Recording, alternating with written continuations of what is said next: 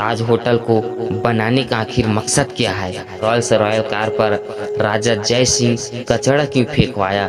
अंग्रेजों ने गांधी जी को ट्रेन से निकाला लेकिन गांधी जी चुप क्यों रहे? अमिताभ बच्चन को भी रेडियो वालों ने क्यों निकाला था? रतन टाटा अमेरिका क्यों गए थे? तो आइए इन सभी सवालों का जवाब सुनते हैं और देखते हैं। हेलो दोस्तों, तो फिर कैसे हो सभी लोग? आशा करता हूँ सभी लोग ठीक ही होंगे।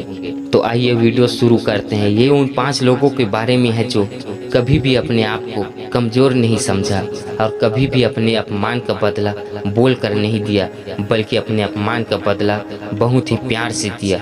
जी हाँ, मैं आज बात कर रहा हूँ उन 5 महान लोगों की जिसकी बात को सुनकर आप भी चौंक जाएंगे और ऐसे लोगों से हमें बहुत कुछ सीखने को भी मिलेगा, जिसकी चर्चा भारत में ही नहीं बल्कि विदेशों में भी है। और हमें गर्व है ऐसे लोगों पर जिसने हमारे देश में जन्म लिया। ये बात सन 1920 की है, जब महाराजा जय सिंह लंदन में अपने समय बिता रहे थे। वह भारत में अपने पोशाक में रहते थे, लेकिन वह लंदन में आम आदमी की तरह घूम रहे थे। तभी उसे रास्ते में एक रॉयल्स रॉयल कार का शोरूम दिखाई दिया। वह कार के बहुत ही शौकीन थे। कार को देखने के लिए वह शोरूम में गया और वहां के सेल्समैन से उस कार के बारे में पूछा। सेल्समैन ने राजा जय सिंह को भारतीय गरीब समझकर उसे वहां से निकाल दिया।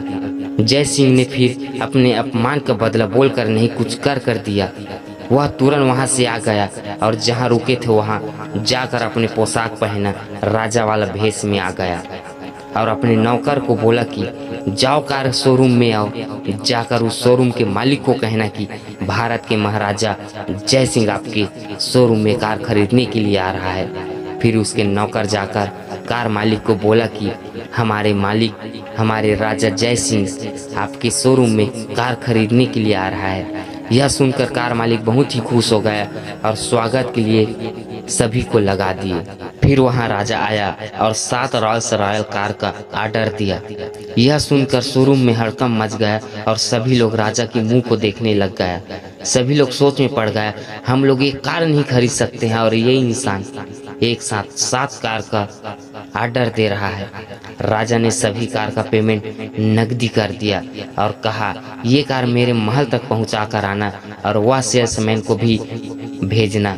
फिर वह लोग जब कार को महल तक पहुंचाया तो राजा ने उन 7 कारों को नगर पालिका में कचरे फेंकवाने के लिए दे दिया और नगर पालिका के लोग उस रॉयल्स रॉयल कार पर कचरे फेंकते थे। यह देखकर सेल्समैन ने अपने मालिक को बताया और पूरे देश में ये बात फैल गया, जिस कार को हम लोग बहुत महंगा समझते हैं वह कार में तो भारत में कचरे फेंकते हैं। फिर धीरे धीरे कार का बिक्री कम होने लगा और कार मालिक बहुत परेशान हो गए। फिर वह राजा जी को शोरूम की तरफ से एक खत भेजा और वह सेल्समैन की तरफ से माफ़ी भी मांगी और 6 नए रॉयल्स रॉयल कार फ्री में देने को तैयार हो गए। दोस्त, किसी को भी उसके कपड़े पहनावा से जज नहीं करना चाहिए। अगर वह सेल्समैन ने महाराजा जय सिंह को वह कार के बारे में पहले से ही बता देते तो उसका इतना घाटा नहीं होता और इतना नाम भी खराब नहीं होता। दोस्त, किसी को भी बोलकर जवाब मत देना। अपनी औकात इतनी बड़ी बनाकर दिखाना कि सामने वाले की पूरी खानदान में आपकी जैसा कोई पैसा वाला न हो। विश्व के सबसे प्रसिद्ध होटल में से एक ताज होटल, इसके निर्माण के पीछे एक बहुत ही रोचक कहानी है मेरे दोस्त। एक बार की बात है जब कुछ लोग आलीशान और ओटसन होटल में अपनी 6 अलग अलग फिल्मों के शो आयोजित किए गए थे। इन शो को देखने के लिए सिर्फ ब्रिटिश लोगों को ही आमंत्रित किया गया था। जमशेदजी टाटा भी लुमार भाइयों की इस फिल्म को देखना चाहते थे, लेकिन उन्हें ओटसन होटल में आने से मना कर दिया था और गेट के सामने पोस्टर पर लिखा था कि भारतीय और कुत्ते लोग इस होटल में नहीं आ सकते हैं। जमशेदजी टाटा इस पोस्टर को देखकर बहुत क्रोधित हो गए। फिर उसने ठान लिया कि मैं ऐसा होटल बनाऊंगा जिसे लोग देखते ही रह जाएंगे। फिर वह कुछ दिन बाद होटल का निर्माण शुरू कर दिया और फिर कुछ दिनों बाद वह होटल बनकर पूरा तैयार हो गया। इस होटल की इमारत बिजली की रोशनी वाली पहली इमारत थी, इसलिए इसकी खूबसूरती हर किसी को बहुत पसंद आते थे। इसका नाम ताज होटल रखा और गेट के सामने पोस्टर पर लिखा था कि ब्रिटिश और बिल्लियाँ अंदर नहीं आ सकते हैं। और इस ताज होटल का नाम सिर्फ भारत में ही नहीं बल्कि दूसरों देशों में भी चर्चा होने लगा।